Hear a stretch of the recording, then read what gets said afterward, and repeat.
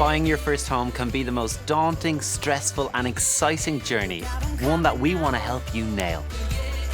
My pal Liz, a buyer's agent, is here to work for our first-time buyers and guide them through the process, bidding, solicitors, setting up viewings, everything you need to push forward with that dream of buying your very first home. Contact. Really compact, yeah. Contact. I need to see more of the house before I make my decision. Yeah. I'm getting a good vibe from you here, Liz. Well, He's naked, no joke. hallelujah. Don't stress. We're here to help.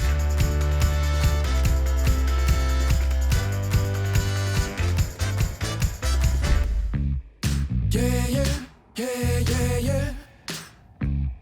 Yeah, yeah, yeah, yeah, yeah. Yeah, yeah, yeah, yeah, yeah. When I was buying my first home, I felt that finding the right neighbours was just as important as finding the right property. Today I'm meeting a young couple, Sean and Mark, who are looking to buy their first home together, and high up on their list of priorities is a community that they feel is a good fit for them. Getting their mortgage approval 2 months ago, they have a maximum budget of €305,000. You literally can't wait. Myself and Mark met just over 7 years ago, actually.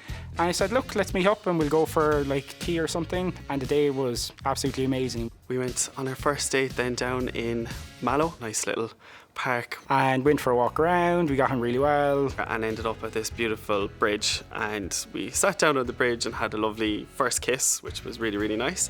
Then I totally forgot the gates actually closed at 8 o'clock and my car was actually locked in there. We had a great spark, but immediately I was thinking, oh no, I'm stuck here with this person. So that was our first proper date. I think that kind of got to solidify the start of a great relationship, locking us together in a big park.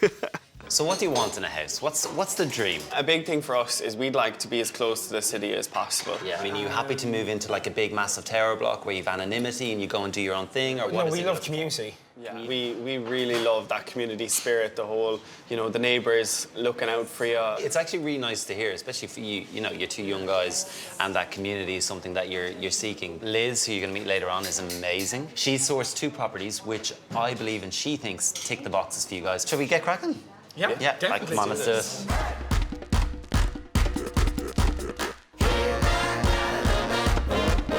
Right, this is it, obviously. First impressions?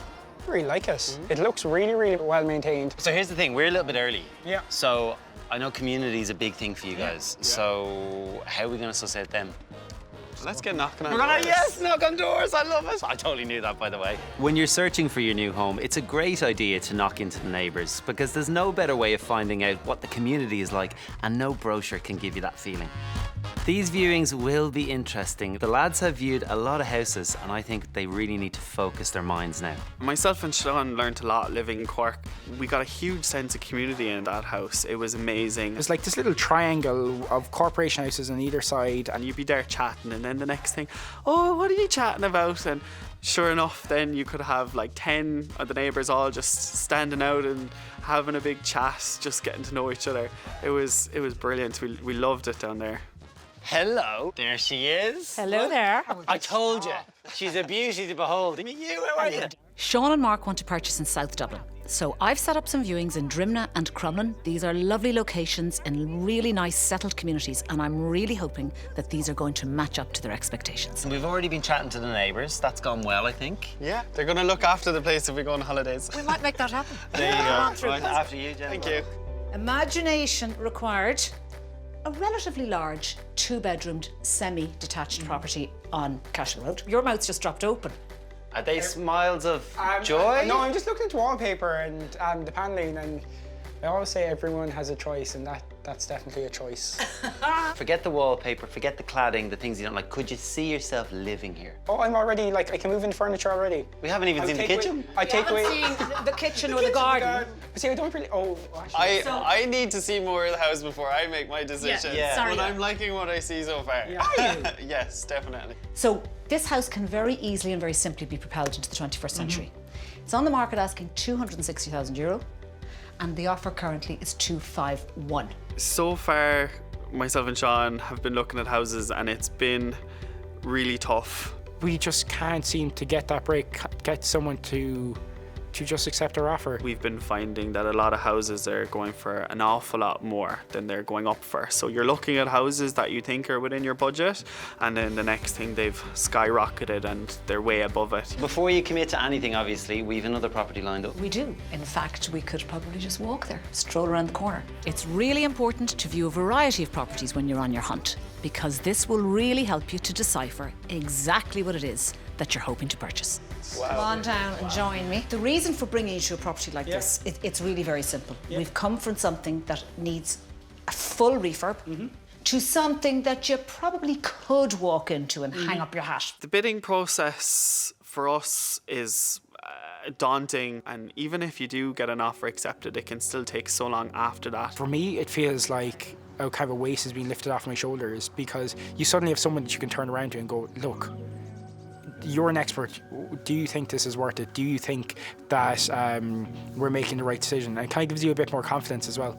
So, for first-time buyers, the process of bidding can be a real headache. Here's 3 questions to make sure that you ask the estate agent. Number 1, when did the property come to the market? Number 2, how many bids are on the table? And number 3, are those bidders mortgage approved? I think if you're genuinely interested, I would be having a conversation with the estate agent about what is it going to take to get this off the market. Lots of chat, which is brilliant. Yeah. Trashing it out, getting some great advice.